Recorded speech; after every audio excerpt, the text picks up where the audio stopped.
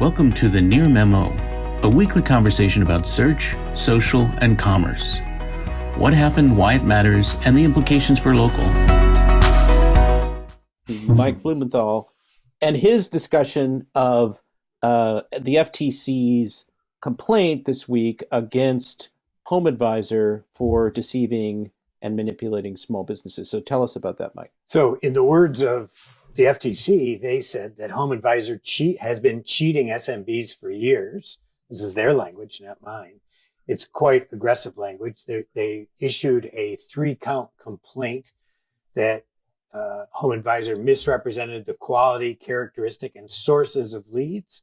They misrepresented the rates at which leads convert into jobs, and they misrepresented pricing and functionality of upsells that they theoretically were including for free, that they were effectively billing for. The quality and characteristics and source of leads, they were claiming that most of the leads were coming through HomeAdvisor's site when clearly they were buying them from third parties.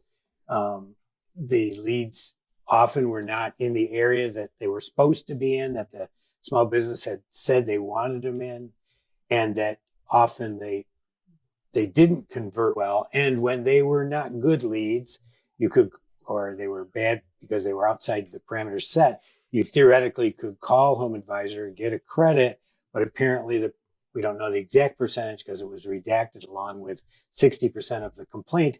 But apparently HomeAdvisor would make it very difficult to get a credit for leads that did not meet the standard which they had promised.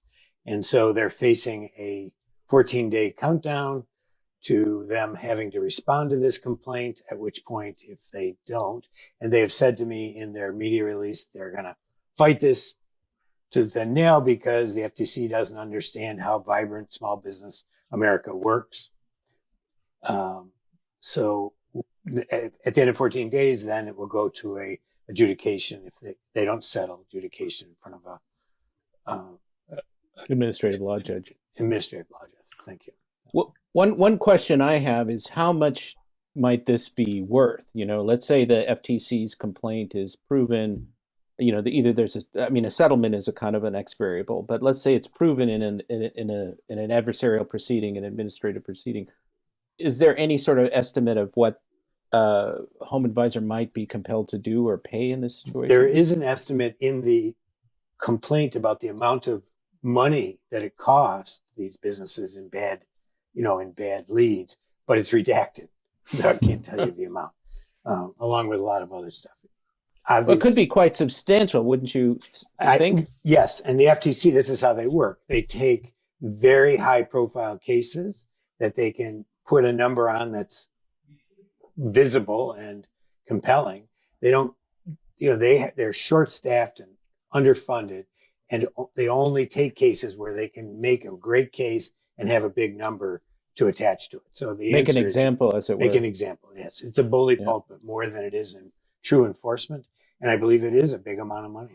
They've said it's been going on since 2014, where a lot of the time they've been both overcharging and under delivering. So it's well, that could be easily millions of dollars. Yes, if it's gone on for eight plus years. Yeah, it's been since 2014, and theoretically, this was then there would have overlapped substantially with the Google pilot of LSAs through HomeAdvisor, which is pretty interesting. That they, despite getting most preferred nation status in Google, that they couldn't deliver the aggregate number of leads at a reasonably low cost. So, right, that's interesting. And then the other minor point about this, and you covered this in the newsletter this week, is that it represents this along with the reviews with Fashion Nova and the new guidance and this stuff in last fall with the 700 letters.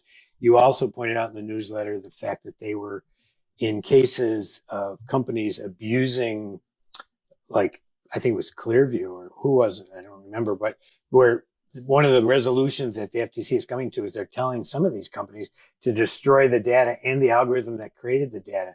So it's really reflective of a much more activist FTC, much more emboldened, much more likely to extract their pound of flesh and set examples of standards.